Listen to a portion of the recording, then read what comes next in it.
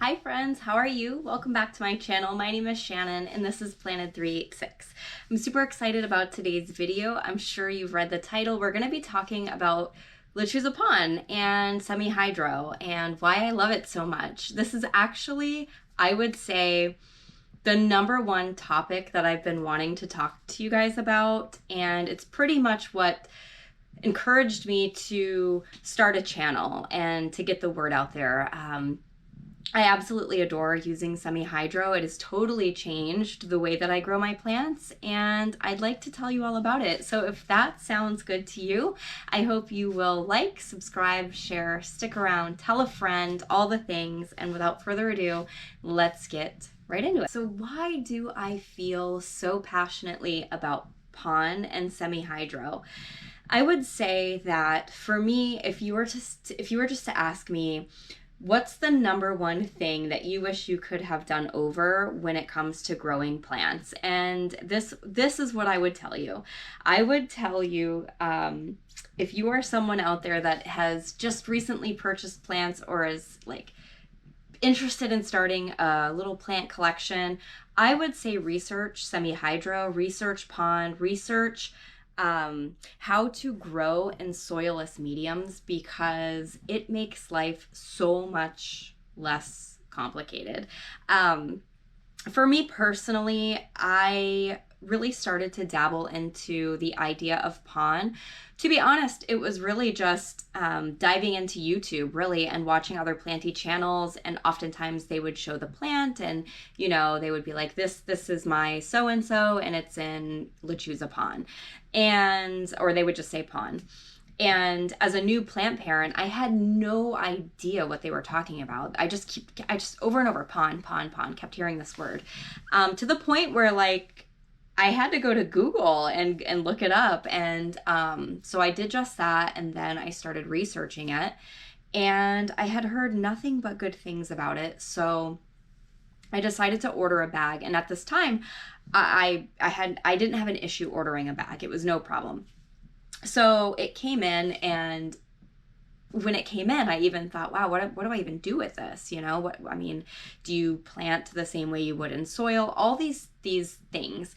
And I realized that I had a lot to learn about this topic, and to be honest, it seemed a little bit overwhelming in the beginning, which is another reason why I want to share my journey and my story, because I don't want anyone out there to feel the way that I felt, because to be honest, I overcomplicated it, and it is so simple, and it's going to change your life.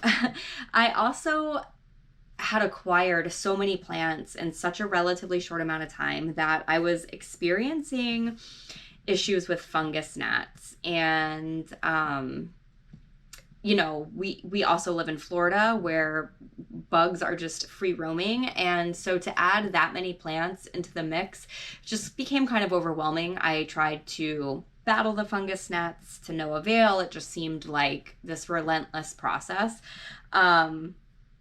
So yeah, since potting up predominantly, I'm gonna say I probably have 70% of my collection-ish in semi-hydro at this point. And I virtually have no fungus gnats. I mean, on the rare occasion I might see one. I shouldn't say that I don't have any, but it's so rare to see them now that I definitely know this has changed the game for me. I definitely know it's the semi-hydro. It's the main thing that I've changed. There's so many pros to it. We're going to get into that. But yeah, that is pretty much my story behind PON and why I feel so passionately about it and semi-hydro in general. Since this is such a lengthy topic, this is probably going to be a longer video. So I say grab a snack, but it's definitely going to be worth your time, I promise you. You're going to learn a lot. And if you have any questions, feel free to ask in the comments. I'd be happy to answer them. So what is PON? PON is essentially a mineral-based substrate, and I'm just referring to notes just to make sure that I stay on track. It's basically growing in a soilless medium. Another Another option for semi-hydro would be leca. Leca is a lightweight expanded clay aggregate. And basically what that means, it's just little clay balls that have been baked to very high temperatures or at very high temperatures, and they're very, very lightweight. I have examples of both and I will show you both, but I think it's important to understand what the substrate is that you are working with so that you can better understand it. So as I stated, I use PON predominantly, but I also keep leca around. And how I use leca is not in the traditional fashion of just growing predominantly or solely, I should say, in leca. I always use my leca as more so a reservoir, if you will, when growing in no drainage. Sorry guys, trying to find my words here. So what I have here is just an example of some leca in case you've never seen it before. I just kind of keep it in, you know, in whatever, really. This is just a picture that I have. But let me just pull a couple of these out for you so I can kind of show you. As you can see, they're really just clay balls. They are different sizes.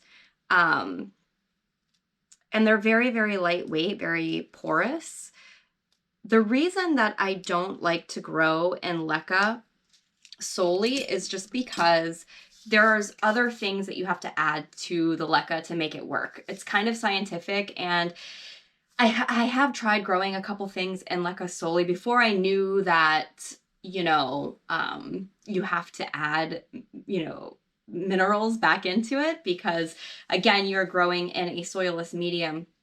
So therefore, this substrate doesn't have the nutrients that the plant requires in order to survive. So you have to add those things back in. Personally, that, you know, that's a little bit too much for me. And growing in semi-hydro is exciting and interesting to me, but not to that degree, if that makes sense. So that's kind of where PON comes in.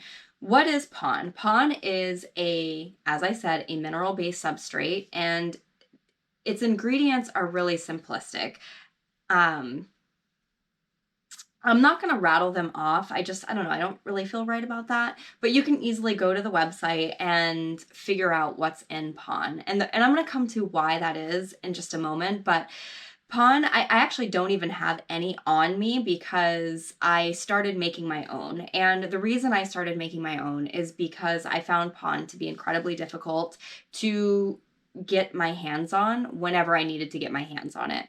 So for me personally, if I can't acquire something easily, I will find ways around that. So I personally was curious to know what is this? You know, this cannot be so complex that I have to wait for this thing to come back in stock. So I went to the website, I researched the ingredients, and it's really not that deep, if you will. So I went to Amazon, I ordered all of the things that it said, and I made my own, and I'm currently growing in that substrate. But I do have a plant right here that is growing in PON. So this is PON actually mixed with perlite. Another thing about PON that I learned specifically is that it's very, very dense. And I found that cutting my PON in perlite was the right choice for most of my plants.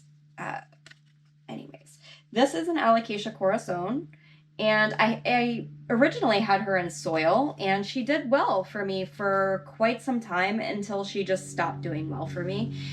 And honestly, as a last-ditch effort, this is one of the first plants that I chose to experiment with because I really felt like it was either it's going to survive in this substrate or I'm not going to be able to keep it alive because it just went south. Alocasias for me grow so much better in this substrate. Anyways, so as a last ditch effort, I potted her up into PON, and it took her a while, but she's taking off. She's got roots all over this pot. It's probably hard to see them. The alocasia roots are so fine. And this is just a to-go container, so it's not the prettiest. I do keep it in a cover pot or, you know, in something a little more decorative, but I just kind of wanted to show you an example of PON. It's not the best example, I know, because like I said, I don't currently have any. But you can kind of get an idea. It almost looks like kitty litter, like large kitty litter. And we'll get to that in a moment as well. So I want to kind of talk about pros and cons of PON. And the pros are, and I'm just going to rattle down my list here, that it's easier to water your plants in PON. And there's nothing truer than that. It really just kind of takes the guesswork out of it. Also, if you're going on vacation, it's so much easier to have someone come over and just top off your reservoir than to worry about, is this plant ready to be watered or not? I also find it to look very aesthetically pleasing. I know this is not a great example right here, but to be honest, I think it just looks so much better than soil that's my preference. I also feel like it's easier to monitor the roots. Now, this can be done with soil and using a clear pot, but it's just easier to find clear vessels in glass, in my world anyways, than it is to buy pots. Pots are very pricey. So I find a lot of my glass vessels, for example, I have actually grown Monstera. I grew a Monstera in this picture and sphagnum moss, and I got this at the thrift store for just a couple dollars. So to me, glassware just looks better than pots. And again, you can just see the roots so much easier through it. So that's another pro in my opinion. No/minimal gnats. So as I said, I can't say that I don't have any gnats because I do still have plants growing in soil. Some that were just too established and I just didn't really want to mess with it. But the reduction of fungus gnats is, to be honest, the number one thing that I could say influenced me to try the substrate out and ultimately has kept me growing in it, because it's just so much easier to control the gnats. That is just the cold, hard truth. It's versatile in many ways. So there's many ways that you can use it. You can add PON and amend other substrates with it. So I do like that. It's also reusable. So you can sanitize and reuse your PON over and over again, especially if you are fertilizing with every water. You can totally reuse your PON over and over again. So while the initial investment is a little bit on the higher side, it, in my opinion, pays off in the long run. Your plants are going to love it. Just simply put, your plants will love this substrate. I promise you. I have had I would say just about every plant that there is an acclimation period. And I'm going to get into that in the cons. So let's just touch base on that. Cons. Okay. It is costly. It is costly to get started. In order to buy everything, if you want to go that route, it's going to cost anywhere, depending on where you live, I would say between $120 to $160 to get everything that you need. Keep in mind, though, you're going to be able to pot up a lot of stuff, and in the long run, it is cheaper than buying PON by the bag, which I believe PON by the bag runs around $26 when you can purchase it. It's always out of stock. That's the second con. It is so difficult to get your hands on it. When it comes into stock and people catch on, it goes out just as quick as it comes in. So that's a little bit frustrating. The algae buildup is a little bit frustrating as well. I'm going to show you some examples of the substrate that I'm growing in just a second, but I do find that with Lechuza PON, I have more of an algae buildup than I have experienced with the substrate that I'm going to show you that is like my variation of PON. And then there's the acclimation period. So every plant that I have potted up that could make it through the acclimation period is now thriving. It's not just doing better, it's thriving. And it's also simplified my life as a plant parent because it's just really taken so much of the guesswork out of it. It's made it easier. All the things that I said before, to see the roots, to the pest, just pest overall, I feel like are less when you're not growing in soil. I do still have issues with spider mites on the regular, but I guess it doesn't really matter what you grow in, spider mites or spider mites, right? So with all of that being said, let me show you some examples of the plants a few plants that I have growing in this substrate. So the first one I want to show you is this little guy right here. This is just a little baby Monstera albo cutting that was recently gifted to me at a local plant swap that I actually host. But I just want to show you guys that you can see the roots. You can definitely see this guy rooting into the substrate and doing really, really well. And I just think it looks nice, you know? It just looks interesting to see, like, you know, to walk up to a plant and be able to see the roots and see it growing. It's just super cool. So I have that guy, and then I got this guy at that same swap. This is Hoya Wilbur Graves. This is the China variation. And since putting him in here, he has given me these 2 leaves, this tendril, and then he's got 2 more leaves coming right here, which is so exciting. What a beautiful plant. I wanted this Hoya for such a long time. And then I'm going to show you an example of, I just repotted. I have shown him before. This is my Anthurium clavigerum, his new leaf, which typically I would not consider potting a plant while it's unfurling a new leaf, but this guy was so root bound in its pot that I felt like it was pretty necessary to do so. So how I have this guy currently is just in a LECA, this is no drainage, LECA reservoir down here. And then I have my semi-hydro substrate. And then I have a layer of moss basically at the very, very top. And you can see his roots just happily growing. You can see how happy he looks. And literally all I have to do is just make sure this reservoir is topped off with water, and it essentially just wicks up. It's just the coolest concept. This was actually the leaf he gave me just before. I'm so fascinated by this guy.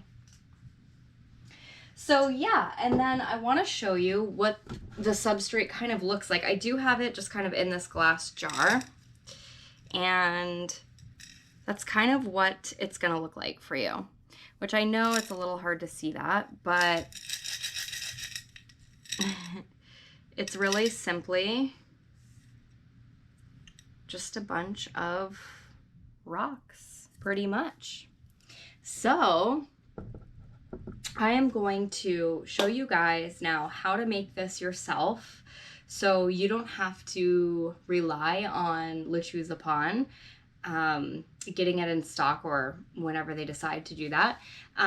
If this seems too complex for you, keep in mind you can order just off of their website. I know there's another one called Soil Ninja. I believe they're based out of the UK. I've never personally tried that one. There are other renditions of semi-hydro out there, but I just feel like you can easily do this yourself. So let's get into the ingredients, and then I'm going to demonstrate just how I would mix it up, and then we'll go from there.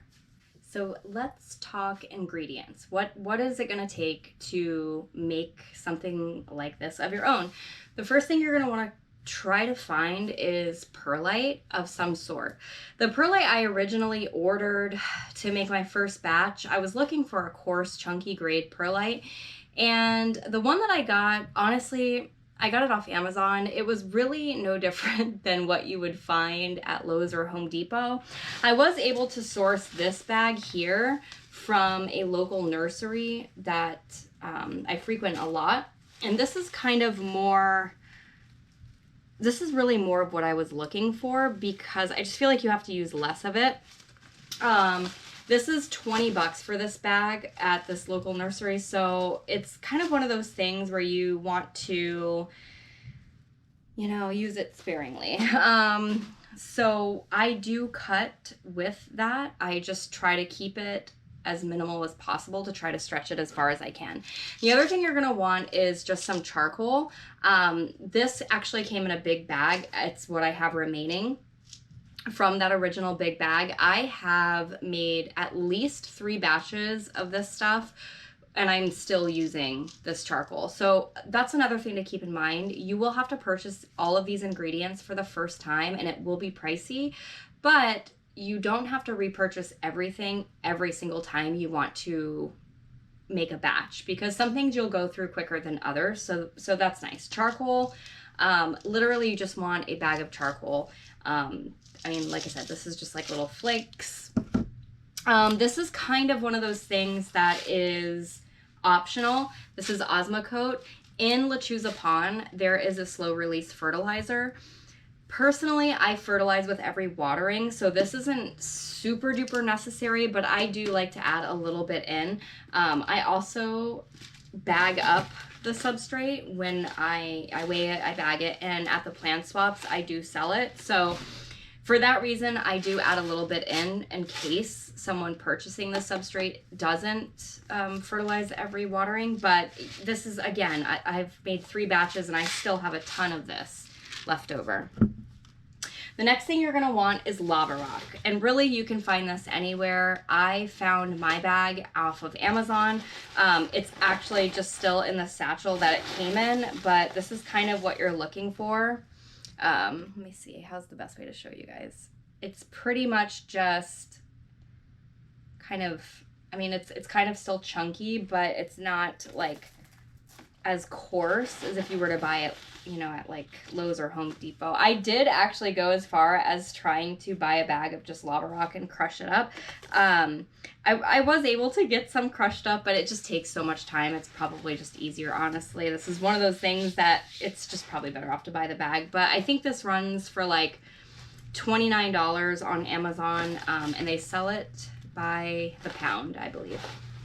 I think that's, no, that's not it. The most important ingredient is this. And you guys are going to think that I'm crazy when I show this to you, but I'm telling you this is the #1 key ingredient. My first batch that I made, I did not include this specific ingredient. And while I still have things growing in that original batch and it did work, there's something about the way this ingredient makes the airflow just right. There's just something about it. It's so also when you look at the ingredients on the Lechuza PON website, they're going to mention zeolites. I had no idea what zeolites were, and so when I ordered the first round, I just was like, well, I'm just gonna have to skip that. I had no idea. But this here, it's a heavy bag. I just got it in. I was actually waiting for this to come in to do this video. So this is what you're going to use the most of, and this is called Eco Traction. And basically what this is it's an ice gripper. They put it down on the ground in order to get traction underneath tires. The thing is when you look at the ingredients, let me see if I can, yes, right here. I'm gonna try to turn this around. I don't even know if it's gonna be backwards for you guys or what, but anyway, if you can read it, probably here somewhere, it says it's 100% zeolites, volcanic ash, basically. So this is basically the zeolite, and this is what I add, and this is probably the main ingredient that I add. And you'll see, I think you'll see what I mean as we get to mixing, but yeah, I did, before we get to mixing, I did have a little bit left over. I just kind of put it in this pot so you could see it. This was part of my initial batch that I made, and I actually used a bonsai mix. So I used like lava rock bonsai mix, the Osmocote, the charcoal, the pumice, and it really did make for a good substrate. I liked the size of the particles of the bonsai mix, but the bonsai mix does contain inorganic matter. So I don't know. Anyways, I wanted to show that to you. That was my first experimental batch. So let's go ahead and get to mixing. I'm gonna go ahead and get a bin. Basically, you can mix this in whatever you want. I bought initially a huge trash can, thinking, I don't know what I was thinking. It was like a big trash can with lid. Honestly, it's a little too big for this project, so it's great for storing, but I just use this clear bin these days. So I'm gonna get set up to where you can see what I'm doing. Another key note when you are mixing this, keep in mind it is very, very dusty. It is going to create a ton of dust, and so therefore you may want to wear a mask, or you can also like just mist some water into the dust cloud, and that will help too. But those are just some takeaways, and you'll definitely want a cup or something to help you stir. All right, let's go ahead and get set up. All right, so we're gonna go ahead and start to mix this. I have all the ingredients here. This is just the setup that I'm going with. I've got my bin right here, and the first thing I wanna start with is just that bag of lava rock. And I'm just gonna use the rest of it.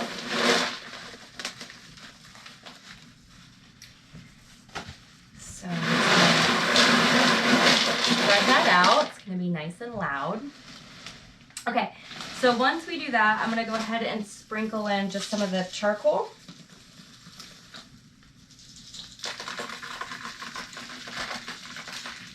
This is good for filtration, especially if you're not like great about flushing your PON. We're going to go ahead and add the little bit of Osmocote.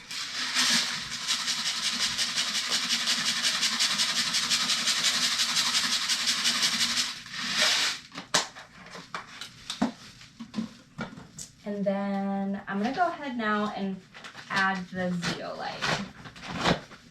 This is pretty much, like I said, the main ingredient. This is gonna be what helps to make this not so chunky. It's gonna get super dusty though.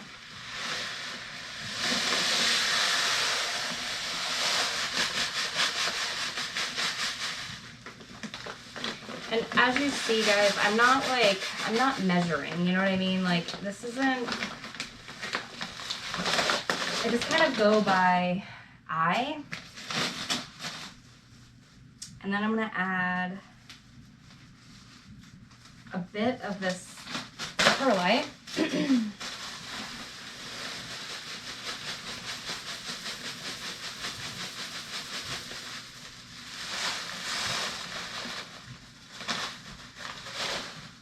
And then I'm gonna grab my little cup.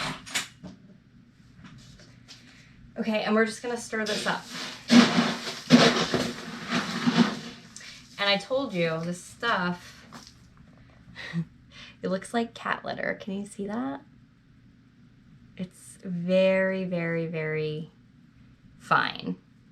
Like, can you see that? It's super fine. It's gonna look just like kitty litter. And you're gonna be like, well, what is this crazy girl on the internet telling me to do?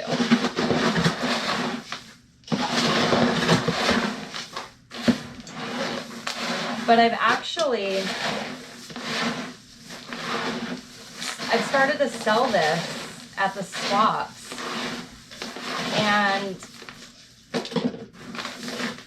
I've had people who've purchased it, friends in my little planty community, tell me that, it's really working for them. So that's awesome. Told you it was going to get very dusty. So in the end, what you're left with is a lovely little bin of semi-hydro. This is a great starting base. It's got some chunk to it. You want it to have a little bit of grit. You don't want it to be too chunky, but you definitely want to, make it chunky enough to where the roots will have an easy time growing. And that's kind of what you want. Sorry, guys. See, I know the light is not exceptional, but yeah, you're left with this super nice little substrate. I would just take the plant at that point, and if I were potting up in this vessel, I would fill it to about there, put my little plant right in there, and then just as you would, just top around his roots. It's literally potting up the same exact way you would pot up in soil, which is another question that I had when I first started out, is like, okay, so now I have the substrate, how do I pot it up? And I told you I overcomplicated things, as I tend to do, and I don't want you guys to do that. So literally just keeping it simple, pouring the stuff in the bin, and then potting up in it. Keep in mind, if you are taking a plant from soil to semi-hydro, you may want to go through a bit of an acclimation period before fully committing.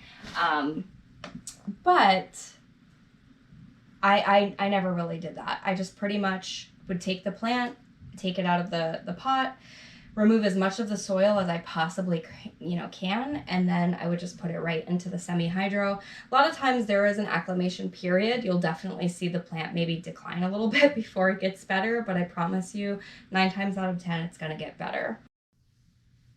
All right, you guys, that's all I have for today. I hope you found this video helpful. I hope you find the courage to start playing around in semi-hydro if you've been a little scared of it.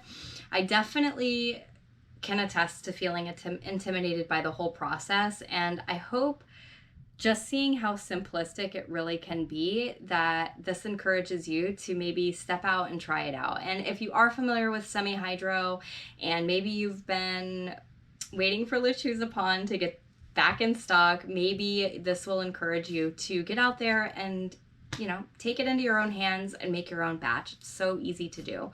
And I just thought, as we go along here on my channel, you're gonna be seeing this substrate a lot. It's definitely prevalent throughout my collection, and I thought I might as well go ahead and explain it now before we get into doing houseplant tours and things like that. So anyways, guys, thank you so much for watching. I hope you enjoyed. I hope I'll see you next time, and yeah, see you next time.